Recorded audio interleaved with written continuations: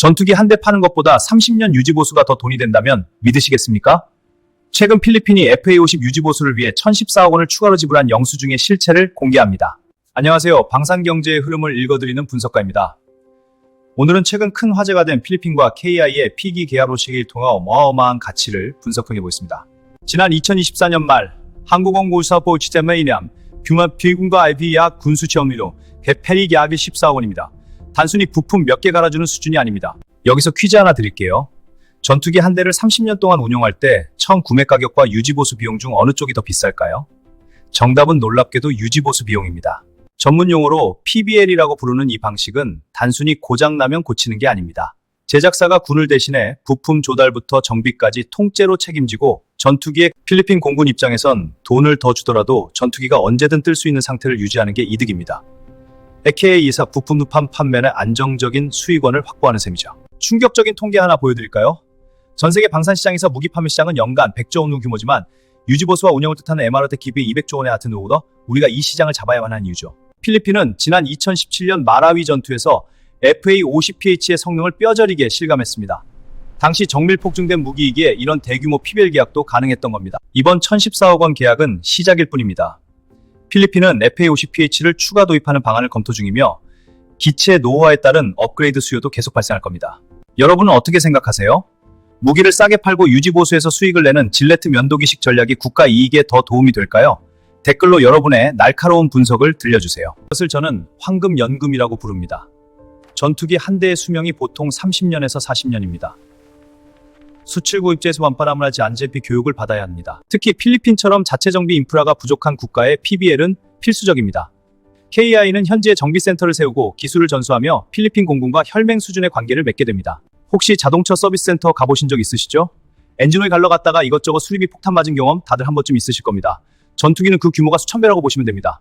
이제 감이 좀 오시나요? 미국의 록히드 마틴이나 보잉 같은 거대 방산 기업들도 전체 매출의 절반 이상을 바로 이 MRO 시장에서 올립니다. K방산이 진정한 글로벌 리더로 도약하려면 최근 이재명 대통령 체제의 대한민국 정부도 이러한 방철학 산업으로 빌고사건이 아니라 상대국의 안보를 책임지는 파트너로서의 신뢰탄 핵심입니다. 여기서 반전이 있습니다. 만약 우리가 부품 공급을 제때 못하거나 정비 실력이 떨어진다면 어떻게 될까요? 황금연금은커녕 막대한 위약금과 국가적 망신만 남게 됩니다. 양날의 검인 셈이죠. 하지만 KA는 이미 대한민국 공군의 수많은 기종을 관리하며 세계 최고 수준의 정비 노하우를 쌓았습니다. 필리핀이 1,000억 원이 넘는 거금을 베팅한 이유도 바로 한국 공군의 높은 이제 시야를 더 넓혀봅시다. 폴란드에 수출된 FA-40업 1900 위지보스 미스터의 시야포로도 이 또 방산 수출 170억 달러 시대의 진짜 가치는 여기에 있습니다. 혹시 주변에 방위산업체나 정비 관련 직종에 계신 분 계신가요? 현장의 분위기가 어떤지, 정말 K방산의 열기가 뜨거운지 댓글로 현장 소식을 공유해주세요.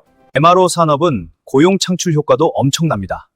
고급 엔지니어와 정비 인력이 수십 년간 안정적으로 일할 수 있는 양질의 일자리를 만들어내죠.